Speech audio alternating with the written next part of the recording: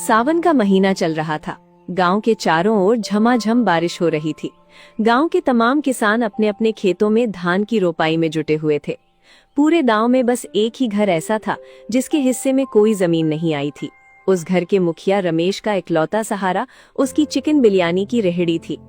रमेश रोज सुबह उठता और गांव के किनारे एक विशाल पीपल के पेड़ के नीचे अपनी रेहड़ी सजा देता था। लगातार हो रही बारिश की वजह से रमेश की बिक्री पर बुरा असर पड़ा था। ग्राहक कम आ रहे थे और उसे रोजाना घाटा हो रहा था। एक दिन हर रोज की तरह गांव का मुखिया अपने नौकर कल्लू के साथ उधर से गुजरा। रमेश ने मुखिया को देखकर बड़ी इज्जत से आवाज लगाई। पधारिए मुखिया जी, आइए, प्रणाम, बैठिए। आज आपके लिए ताजा बिरयानी बनी है। नहीं रमेश, बैठने का वक्त नहीं है। दरअसल बात यह है कि मेरे खेत में कटी फसल पड़ी है। बारिश का मौसम है, सब अपने काम में लगे हैं। मुझे कोई मजदूर नहीं मिल रहा। पूरे गांव में बस तू ही है जिसके पास अपना खेत नहीं है। क्या तू चलकर मेरा अनाज ढोकर घर पहुंचा देगा? माफ कीजिए मुखिया जी, मुझे खेती बाड़ी का कोई काम नहीं आता। मैं ये सब कैसे कर पाऊंगा? इसमें क्या मुश्किल है, बस बोरी पीठ पर रखनी है और मेरे घर तक पहुंचानी है। मुखिया जी, अगर मैं वहां चला गया तो मेरी रेहड़ी कौन संभालेगा? वैसे ही बारिश की मार से ग्राहक कम हो गए हैं। जो चंद वफादार ग्राहक बचे हैं वो भी रेहड़ी बंद देखकर फिर नहीं आएंगे। तो तू मेरी बात नहीं मानेगा? बुरा ना मानिए मुखिया जी, चाहे आपको कितना भी गुस्सा आए, मैं अपनी दुकान छोड़कर नहीं जा सकता। अच्छा ठीक है, देखता हूं तू इस ठेले से कितना कमा लेता है। तेरी ये सारी अकड़ मैं जल्द ही निकालूंगा। इतना कहकर मुखिया गुस्से में वहां से चला गया।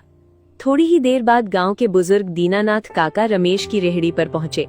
दीनानाथ काका वही शख्स थे जिन्होंने रमेश को ये रेहड़ी शुरू करवाने में मदद की थी, इसलिए रमेश उनका बहुत सम्मान करता था। आइए काका, मैं तो आपका ही इंतजार कर रहा था। बेटा, पहले एक प्लेट गर्मा गर्म बिरयानी निकालो, फिर आगे बात करते हैं। रमेश ने फटाफट एक प्लेट बिरयानी काका को दी। काका ने बड़े चाव से बिरयानी खाई और मुस्कुराते हुए बोले, बेटा, बिरयानी का जायका तो लाजवाब है, लेकिन तुम जो चावल इस्तेमाल करते हो वो मामूली किस्म का है। मैं अपने खेतों में असली बासमती की खेती करता हूँ। तुम आज शाम मेरे घर आना, मैं तुम्हें बासमती चावल की एक बोरी दूंगा। जब तुम उस चावल से बिरयानी बनाओगे ना, तो पूरे गांव में ऐसी महक फैलेगी कि लोग खेत छोड़कर तुम्हारी रेहड़ी पर दौड़े चले आएंगे। ठीक है काका, आपकी बात सिर आंखों पर। मैं आज शाम को आपके घर जरूर आऊंगा, बस ये बारिश थोड़ी थम जाए। काका के जाने के कुछ देर बाद रेहड़ी के पास एक चमकती दमकती बड़ी गाड़ी आकर रुकी। उसमें से एक शहरी जोड़ा उतरा।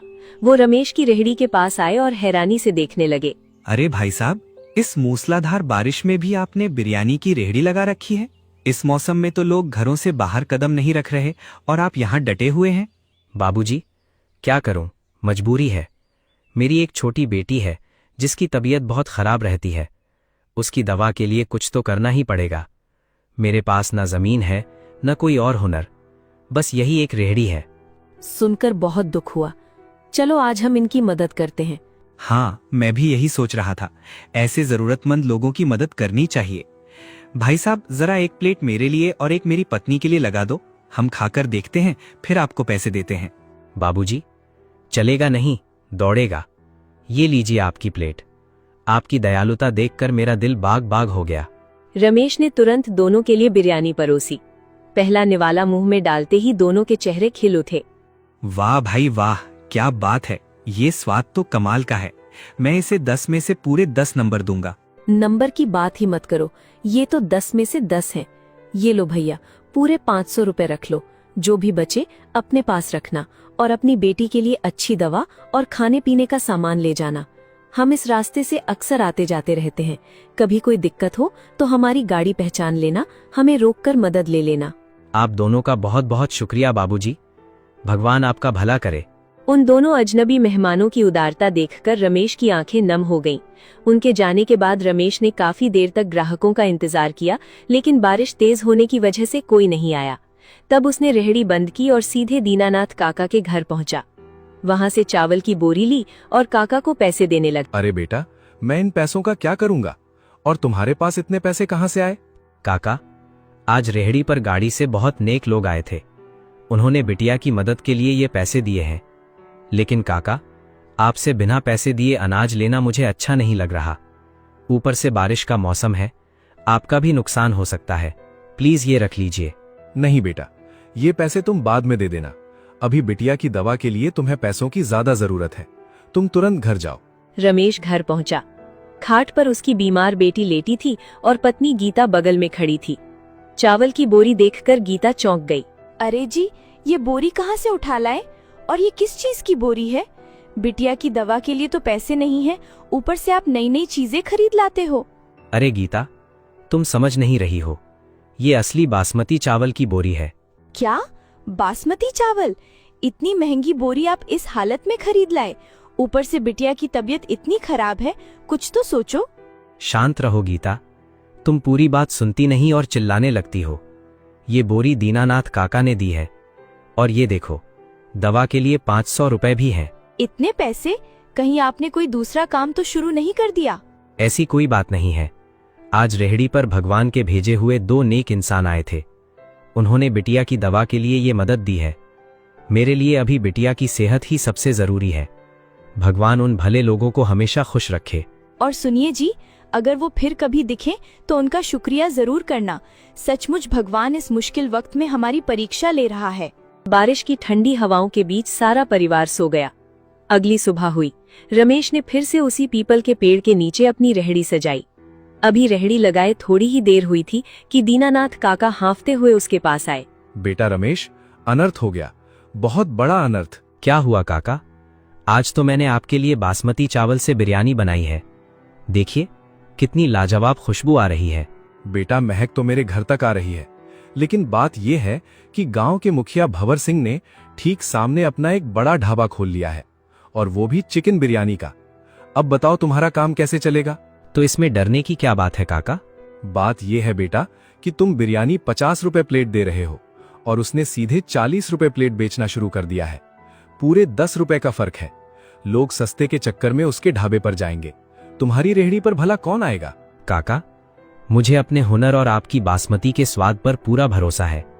आप बस इस बेंच पर बैठिए और देखिए ये बासमती की खुशबू कैसे सबको खींच कर लाती है। देखते ही देखते बासमती की महक हवा में ऐसी घुली कि रमेश की रेहड़ी पर भारी भीड़ जमा हो गई। भीड़ में से एक महिला बोली, अरे रमेश भैया, आज तो बिरयानी की खुशबू पूरे गांव में फैल रही है। मैं तो खेत का काम छोड़कर सीधे यहाँ दौड़ी चली आ रही हूँ। सही कह रही हो बहन, मैं भी खेत में ही थी। मेरे बच्चों ने कहा कि आज रमेश भैया ने कुछ खास बनाया है। भैया, जल्दी से 2 प्लेट यहाँ लगाओ और 2 प्लेट घर के लिए पैक कर दो। रमेश ने फुर्ती से सबके लिए प्लेटें लगानी शुरू कर दी। बिरयानी खाते ही लोग तारीफ करने लगे। अरे भाई साहब, आज तो स्वाद में 4 चांद लग गए। चावल का एक एक दाना खिला हुआ है, और चिकन भी इतना मुलायम है कि मुंह में जाते ही घुल रहा है। ये सब दीनानाथ काका की देन है। ये उन्हीं के खेतों का बासमती चावल है। देखते ही देखते रमेश की सारी बिरयानी बिक गई और वो खुशी खुशी घर लौट गया। उधर मुखिया भंवर सिंह अपने आलीशान ढाबे पर नौकर कल्लू के साथ खड़ा था। एक भी ग्राहक नहीं आया था। वो गुस्से से लाल पीला हो रहा था। सुन कल्लू, तुझे क्या लगता है ये गांव वाले मेरे ढाबे पर क्यों नहीं आ रहे? मैंने तो दाम भी 10 रुपए कम रखे थे। मालिक, जो आदमी 10 साल से यहाँ ईमानदारी से दुकान लगा रहा है, आप अचानक ढाबा खोलकर और सिर्फ 10 रुपए सस्ता करके उसके ग्राहक नहीं तोड़ सकते। तो फिर तू ही बता, कैसे टूटेंगे उसके ग्राहक? कोई तरकीब है तेरे पास? पर ध्यान रखना, कोई बेकार की बात मत बोलना, वरना डांट पड़ेगी। मालिक, डांटिएगा नहीं, मेरे पास एक जबरदस्त आइडिया है। अगर आप अपनी बिरयानी का दाम आधे से भी कम कर दें, यानी सिर्फ 20 रुपए प्लेट, तब देखिए कैसे लोग रमेश की रेहड़ी छोड़कर आपके ढाबे पर टूट पड़ते हैं। मूर्ख, इस महंगाई में 20 रुपए प्लेट बेचूंगा तो मेरा घर बिक जाएगा। इतना सस्ता माल मैं कहां से लाऊंगा? इससे अच्छा तो मैं ढाबा ही बंद कर दूं। अरे मालिक, दिमाग लगाइए। चावल हम अपने घर का पुराना वाला इस्तेमाल करेंगे जो गोदाम में पड़ा है। और रही बात चिकन की, तो मेरा एक दोस्त है करीम, उसकी दुकान पर जो घटिया या बचा हुआ माल होता है वो मैं कौड़ियों के दाम पर उठा लाऊंगा। किसी को कानो कान खबर नहीं होगी। वाह कल्लू, आज तूने पहली बार दिमाग की बात की। चल ठीक है, आज का घाटा तो मैं सह गया, पर कल मैं उस रमेश का धंधा चौपट करके रहूंगा। कल सुबह जल्दी जाकर करीम से माल ले आना। कल उसकी सारी हेकड़ी निकाल दूं। अगली सुबह हुई। रमेश ने रोज की तरह पीपल के नीचे अपनी रेहड़ी लगाई। उधर मुखिया भंवर सिंह ने भी अपना ढाबा खोल लिया और कल्लू के साथ जोर जोर से आवाजें लगाने लगा। आइए गांव वालों, आइए, महासेल लग गई। मात्र 20 रुपए प्लेट में गर्मा गर्म चिकन बिरयानी। लूट लो भाई, लूट लो। हाँ भाइयों और बहनों, इतनी सस्ती बिरयानी पूरे जिले में कहीं नहीं मिलेगी। मुखिया जी तो समझो मुफ्त में खिला रहे हैं। जब तक पेट न भरे खाते जाओ। 20 रुपए का नाम सुनते ही गांव के लोगों की भारी भीड़ भंवर सिंह के ढाबे पर उमड़ पड़ी। उधर बेचारा रमेश अकेला खड़ा था। उसकी रेहड़ी पर एक भी ग्राहक नहीं आ रहा था। वो उदास बैठा इंतजार कर ही रहा था कि गांव की एक बूढ़ी दादी उसके पास आई। रमेश बेटा, तू अब अपनी ये रेहड़ी बंद कर दे। ये क्या कह रही हो दादी? मैं अपनी रेहड़ी बंद कर दूं? पर क्यों? ऐसी क्या बात हो गई? बेटा, रेहड़ी बंद करने में ही तेरी भलाई है।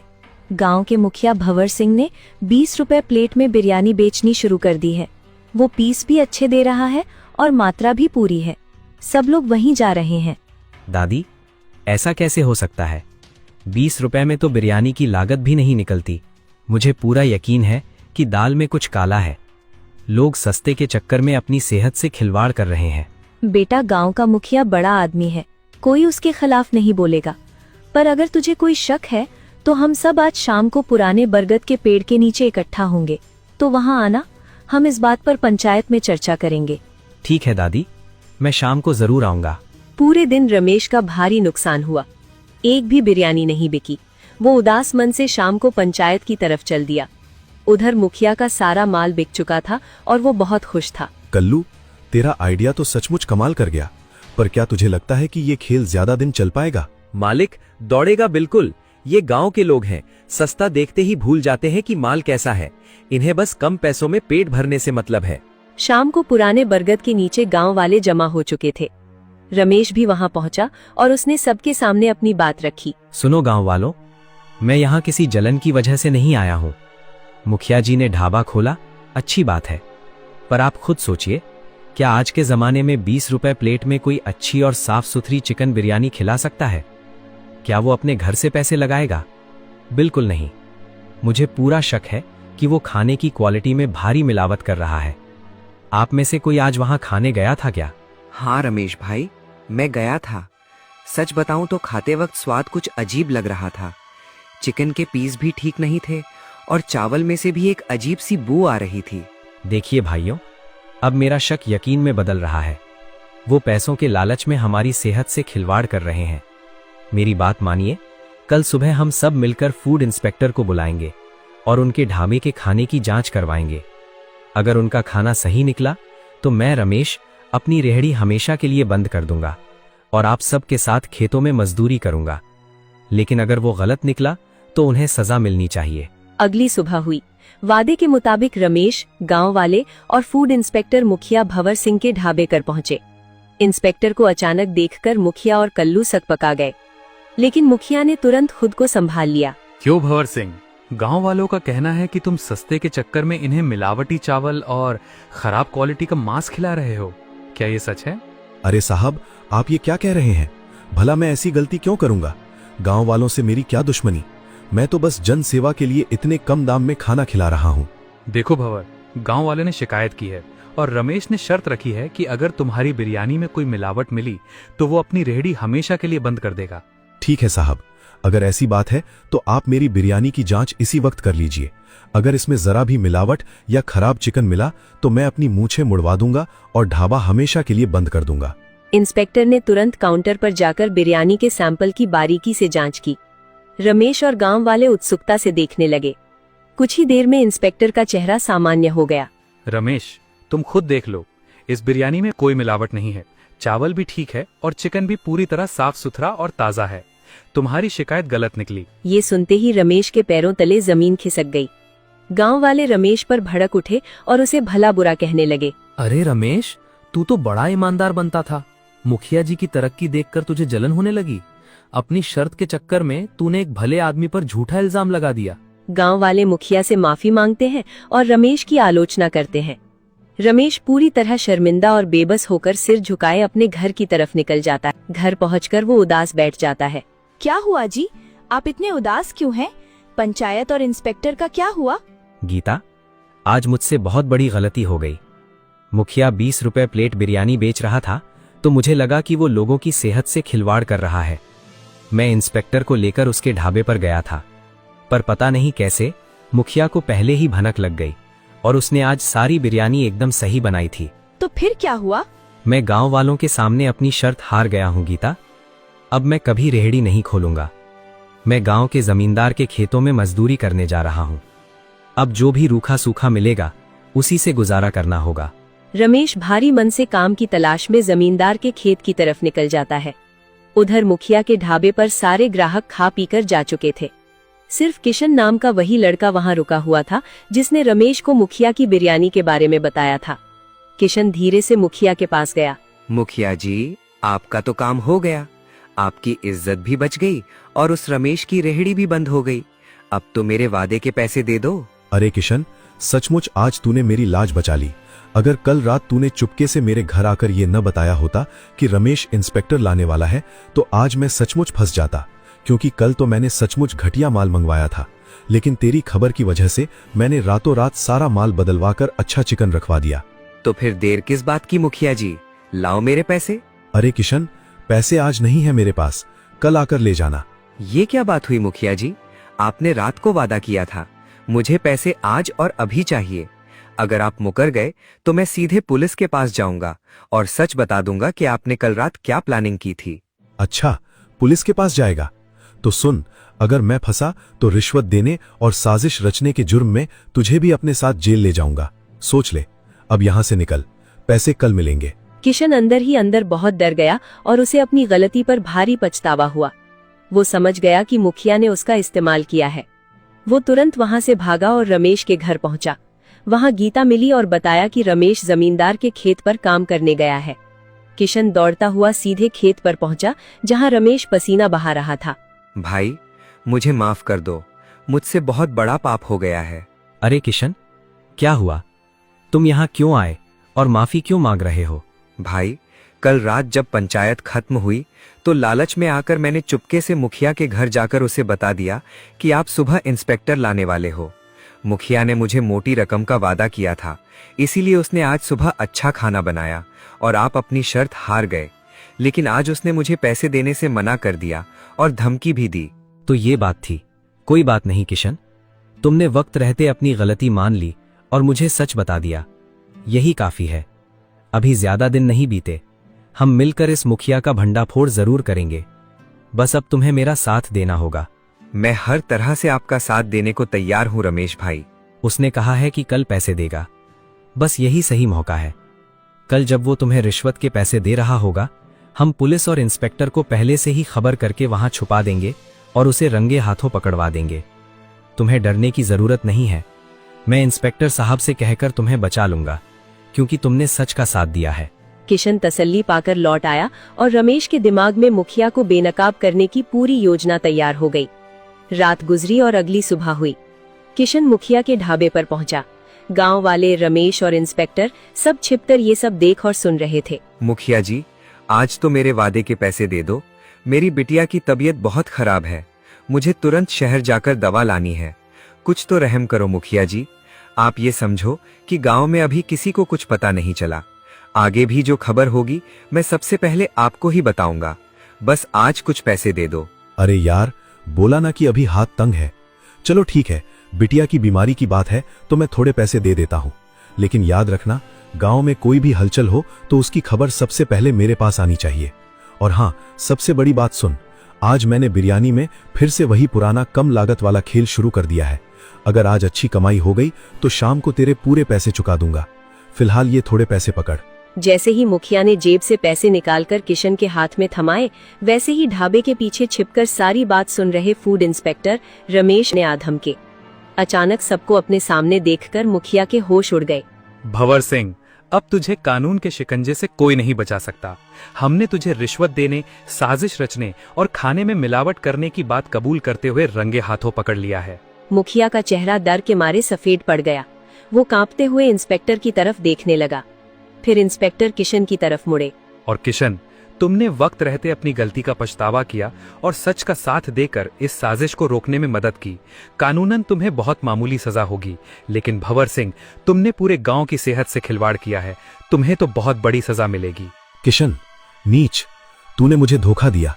तुम जैसे धोखेबाज और लालची इंसान के साथ ऐसा ही होना चाहिए मुखिया जी।